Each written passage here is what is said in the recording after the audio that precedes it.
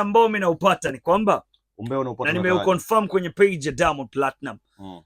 Diamond Platinum amedelete all the short videos and videos ambazo walikuwa wamefanya ama amezipost wakati wanapiga siasa, wakati walikuwa wanapiga siasa za CCM.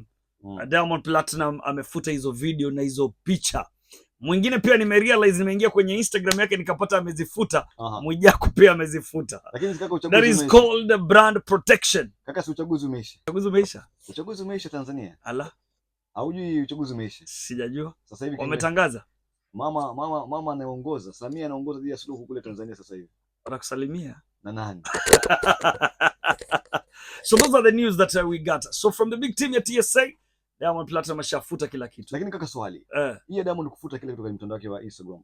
Je, ni pressure ya kile ambacho kipo Tanzania? No, ni pressure ya what ameona.